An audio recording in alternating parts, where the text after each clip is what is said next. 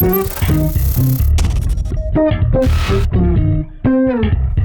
viaje de Javier Heró es un documental peruano que de hecho se proyectó en la inauguración del 23 Festival de Cine de Lima, dirigido por Javier Corcuera y protagonizado por Ariarca Otero. Ahora bien, este documental, como se deben imaginar, trata sobre la vida del poeta y revolucionario Javier Heró, quien a los 21 años murió acribillado en la selva peruana, pero a diferencia de lo que muchos podrían asumir debido al título y debido obviamente al tema del documental, no es necesariamente un documental que nos cuente así a detalle o de manera lineal la vida de esta persona, pues no. Más bien lo que hace la película es tener como protagonista a la sobrina nieta de Javier Heró, que es Ariarca Otero, quien va yendo de lugar en lugar entrevistando y recogiendo testimonios de personas que fueron muy importantes en su vida, tanto como poeta como revolucionario, yendo a la selva, incluso yendo a un pueblo en Austria, conversando con ellos y sacando, no necesariamente como que, no es que pinte una pintura general de lo que fue Javier Heró en su vida, sino más bien que nos va dando detalles más o menos interesantes de lo que él hizo, lo que pensaba y más importante incluso cómo otras personas lo percibían. Ahora bien, esta estructura en teoría podría funcionar, especialmente también porque en la película todas estas entrevistas y testimonios son entrelazados con lecturas de sus poemas más famosos, narrados por el gran actor peruano Emanuel Soriano. Y sin embargo, creo que al final del día la película se queda mucho en la superficie. O sea, yo creo que lo interesante de un documental sobre Javier Heró es que al salir de la sala de cine, ¿no? Al terminar la película, uno tenga una idea más precisa, una idea más detallada de quién fue, por qué hizo lo que hizo, qué fue lo que lo motivó a abandonar la poesía, a abandonar sus sueños de estudiar cine en Cuba, para convertirse en revolucionario, ¿no? O sea, qué es lo que hacía que él actuara, ¿no? De esa manera, qué es lo que lo motivó, cuáles fueron sus justificaciones, ¿no? Cuáles fueron sus motivaciones. Y sin embargo, la película no hace eso, precisamente porque depende mucho de testimonios de terceros, de cómo lo percibían algunas personas que no necesariamente lo conocieron toda su vida, ¿no? Pues, entonces, al final sí me decepcionó un poquito en el sentido de que nuevamente se quedó mucho en la superficie y no ahondó tanto en la mentalidad de Javier Heró, de quién fue como persona. Es decir, no logró humanizarlo, lo cual me pareció bastante alucinante. O sea, sí siento de que a lo largo de la película Javier Heró se mantiene como esta figura mítica, ¿no? Bastante misteriosa y nunca logran convertirlo en una persona de carne y hueso, ¿no? En quien obviamente verdaderamente fue cuando estaba vivo.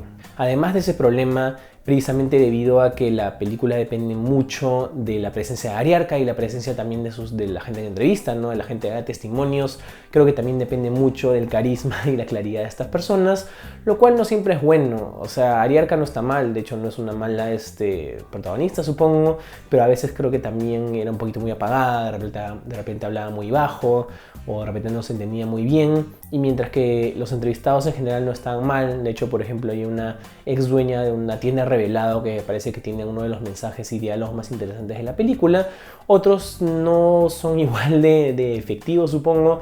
De hecho, como mencionaba un poquito al principio, en vez de pintar una pintura, valga la redundancia, más interesante, más completa de Javier Heró, lo que hacen estas personas es darnos detallitos, ¿no? de las cosas que vivieron con ellos, ¿no? Como que anécdotas, se queda bien en lo anecdótico y no logra profundizar mucho. Y encima hay un invitado o un entrevistado en particular que no enuncia muy bien y por ende no se le entiende mucho, lo cual hacía que fuera un poquito difícil, bueno, entender lo que estaba diciendo, qué es lo que estaba conversando con Ariarca, pues, ¿no?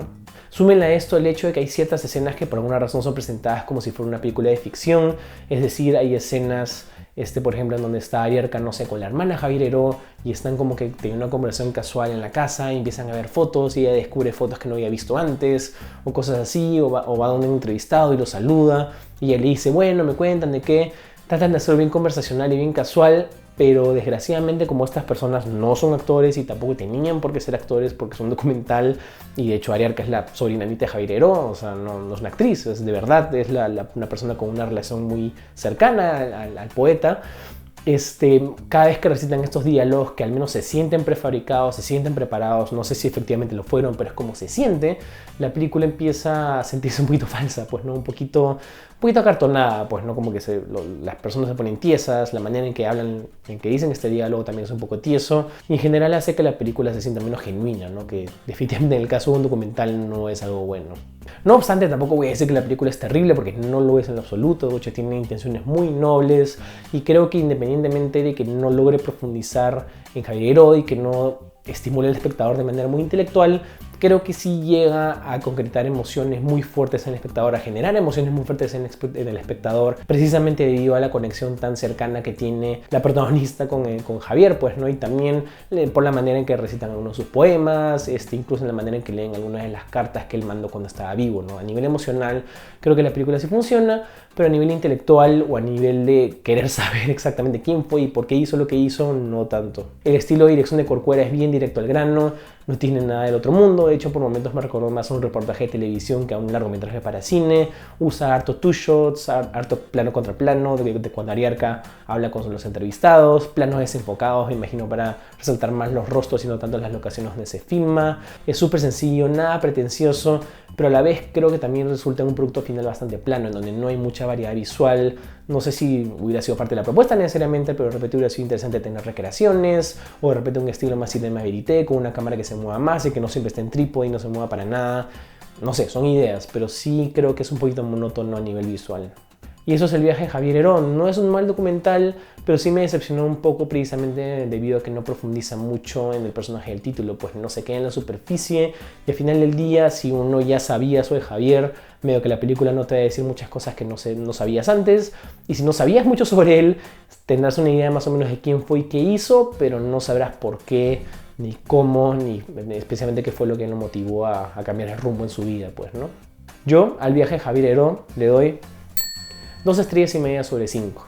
Muchas gracias por ver este video. No dejen de seguir Proyectando Ideas en todas las redes sociales, en Facebook, YouTube, Twitter, Instagram. Ustedes ya saben. Y nos vemos en la siguiente. Chau.